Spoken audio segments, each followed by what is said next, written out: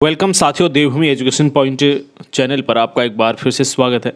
तो साथियों, यहाँ पर आपको पता है उत्तराखंड में नई कैबिनेट का गठन हो चुका है। नई मुख्यमंत्री जी ने नए कैबिनेट अपनी जो भी थी वो पूरी बना ली है। उसमें आपने सभी मंत्रियों का ब्यौरा देख लिया होगा, किसको क्या विभाग मिला है, कौन हमारे कृषि मंत्री बने, कौन हमारे शिक्षा मंत्री बन गए, कौन जो है आबकारी या फिर परिवहन वित्त मंत्री बन गए।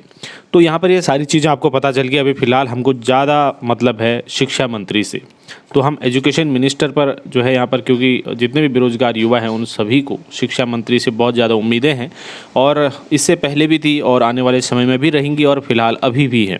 तो साथियों, यहाँ पर शिक्षा मंत्री अभी इस समय धन सिंह रावत जी बन गए, जो पहले उच्च शिक्षा मंत्री थे, अभी उनको शिक्षा मंत्री बना दिया गया। पहले अरविंद पांडे यहाँ पर शिक्षा मंत्री थे।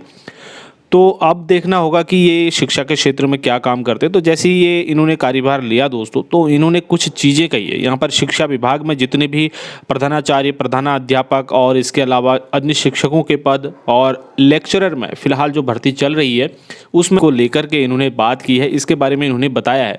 तो थोड़ी सी जो इम्पोर्टेंट चीज़ें यहाँ पर डिस्कस हुई है उनके बारे में मैं आपको बता दूँ, और बाकी जो है मेरे साथ इस वीडियो में बने रहना आप लास्ट तक। प्रत्येक चीज़ को अच्छे से समझना यार, लास्ट में फिर आप लोग पूछते हो, मैं प्रत्येक पॉइंट पर बात करता हूँ, तो उस चीज़ को थोड़ा सा समझ लेना। शिक्षा मंत्री डॉक्टर धन सिंह रावत ने विधानसभा स्थित कक्ष में विभाग के अधिकारियों की बैठक ली। बैठक में उन्होंने स्कूल के सभी जरूरी सुविधाओं के लिए अधिकारियों के सामने 100 दिन का लक्ष्य तय किया है। यानी कि कार्य करने के लिए उन्होंने एक इंडेक्स बनाया। उस इंडेक्स को पूरा करने के लिए, ठीक है, जो चेकलिस्ट होती है, तो उसको पूरा करने के लिए उन्हें 100 दिन दिए। जो काम होता रहेगा वो दिन जो है मतलब 100 दिन के अंदर वो सारे काम पूरे करने की उन्होंने एक यहाँ पर कार्य योजना बनाई है। मंत्री ने कहा कि तय दिनों के भीतर निर्देश पर अमल नहीं हुआ तो फिर संबंधित के खिलाफ कार्रवाई की जाएगी। अगर 100 दिन के भीतर जो तय समय सीमा रखी गई है उसके अंदर अगर कार्रवाई पूरी नहीं होती है तो फिर उससे संबंधित जो भी अफसर होंगे, कार्यकर्ता होंगे, ठीक है, तो उनके खिलाफ कार्रवाई की जाएगी। शिक्षा मंत्री डॉक्टर धन सिंह रावत ने कहा कि विभाग में प्रधानाचार्य के, देखिए आप शिक्षा विभाग की हम यहाँ पर बात करने वाले हैं, तो मैं आपको बता दूं शिक्षा विभाग से संबंधित चीज़ों को। तो उन्होंने कहा कि प्रधानाचार्य के 998 पद हैं और प्रधानाध्यापकों के 525 पद खाली हैं, ठीक है। तो देख सकते हैं अब इससे क्या उम्मीद बनती है कि फ्यूचर में इनके पद आने की उम्मीद बन जाती है। इसके अलावा अगर शिक्षकों की बात करेंगे तो यहाँ पर लगभग 6000 पद शिक्षकों के खाली हैं, ठीक है। तो 6000 पद शिक्षकों के खाली हैं, इसमें से अगर आधे या फिर 1/4 भी आती है तब भी देखिए आप कितने मतलब उम्मीद बन जाएगी। तो लगभग जो है हम चाहते हैं कि इसके आधे पद तो एटलीस्ट उन पर वैकेंसी निकले। अधिकारियों को इन पदों को भरने के आवश्यक निर्देश दिए गए हैं। लेक्चरर के पदों की अगर बात करते हैं तो यहाँ पर लेक्चरर के पदों पर वर्तमान में भर्ती चल रही है। इसका रिजल्ट अभी जारी, फाइनल जो मेरिट है वो आनी बाकी है।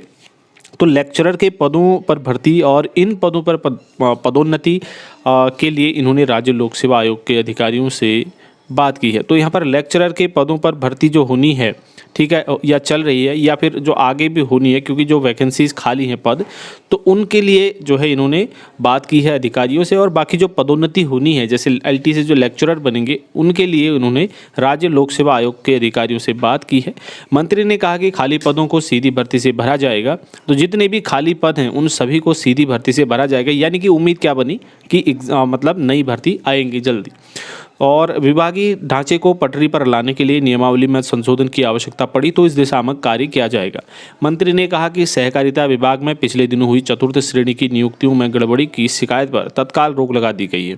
जब मैंने आपको परसों वीडियो बनाया था जो जिला सहकारी बैंकों में जो धांधली हुई थी, जो उस पर रोक लग गई थी, उसके बारे में, और प्रकरण की उच्च स्तरीय जांच के निर्देश भी दिए गए हैं। जरूरत पड़ने पर भर्तियों में हुई धांधली की SIT जांच कराई जाएगी। तो यहाँ पर ये इन्होंने बात कही। बाकी यहाँ पर हम शिक्षा विभाग से अगर बात करते हैं तो एक चीज़ थोड़ा सा यहाँ पर सुकून देने वाली आई, वो ये है कि यहाँ पर प्रधानाचार्यों के जो पद खाली हैं, प्रधानाध्यापकों के जो पद खाली हैं और शिक्षकों के जो 6000 पद यहाँ पर खाली हैं, इनकी तरफ इन लोगों का ध्यान गया, ठीक है। और लेक्चरर की भर्ती और इन पदों पर पदोन्नति जो होनी है उसके बारे में इनका ध्यान गया, और इसके लिए ये खाली पद सीधी भर्ती के द्वारा भरने की इन्होंने बात कही। तो इससे बेरोजगारों में एक संतोष की भावना थोड़ा सा पैदा हो सकती है, बस यही है। लेकिन हम जैसा कि आप भी जानते हैं, सभी जानते हैं, उत्तराखंड में जो जो भर्तियाँ आती हैं वो पेपरों में, न्यूज़पेपर में जो है आती रहती हैं 2 साल 3 साल। उसके बाद हकीकत में वो भर्तियाँ शायद ही कभी देखने को मिलती है। उसके बाद फिर कोर्ट कचहरी, रीट याचिका, ठीक है, इन शब्दों से, इन चीज़ों से उसको जो है परिचित होने के बावजूद कहीं जाकर वो परीक्षा संपन्न होती है।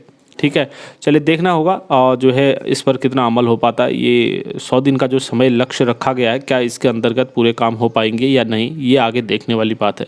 नेक्स्ट वीडियो में लेंगे, तब तक के लिए ढेर सारी शुभकामनाएं साथियों। हमसे जुड़े रहें और कोई भी अगर सपोर्ट की ज़रूरत है, जानकारी चाहते हैं तो हमसे लिंक ले सकते हैं आप। हमारे पास जितनी भी उपलब्ध होगी दोस्तों आपको ज़रूर दी जाएगी। धन्यवाद।